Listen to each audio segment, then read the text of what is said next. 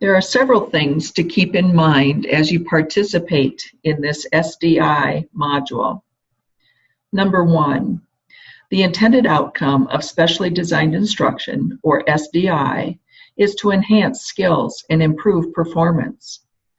SDI is intended to provide learners who require IEPs with access to the general curriculum and to improve their overall performance.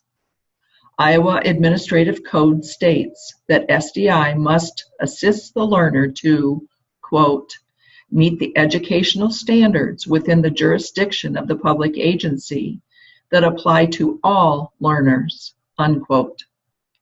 Effective SDI should provide data indicating that the learner is either making progress on their goal or goals and/or that instruction is being altered in some manner if progress is not being made.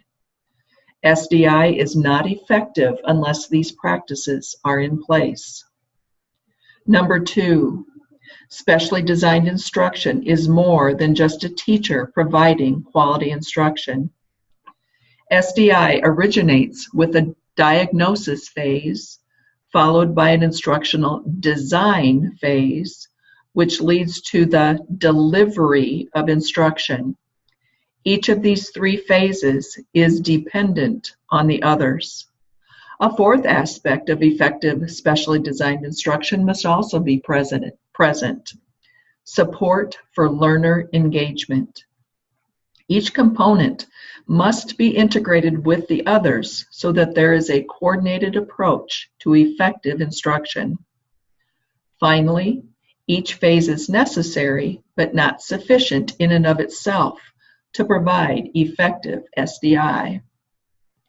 Number three, you need to have a working definition of effective SDI so you know where to look for evidence and how to recognize effective specially designed instruction when you see it. The SDI framework was conceptualized as a way to make effective practices related to SDI more concrete and observable so that a practitioner could enter a classroom and decide on the basis of what he or she saw and/or heard whether or not effective SDI was being provided for a learner. Information about the relative effectiveness of SDI might come from the review of a lesson plan, an interview with a teacher, observation of instruction, or the results of testing. By examining these and other sources of information, an instructional coach will be able to identify strengths and areas of need related to SDI practices. In turn, this means that a coach will be better equipped to assist a practitioner in improving his or her practice. Number four, as it relates to these modules, it is up to each of you to describe your own purpose and how much you want to gain from the time spent with this module and others in this series. The application of your learning will be critical to the amount of knowledge that you actually gain from this experience. Number five, the modules in this series provide a generic overview of the basic techniques and critical features of each phase of SDI. This training will not go into specific detail regarding any particular aspect of special education practice. In other words, no specific information will be provided regarding early literacy assessment, instructional design for preschool, or instructional practices for learners with significant disabilities.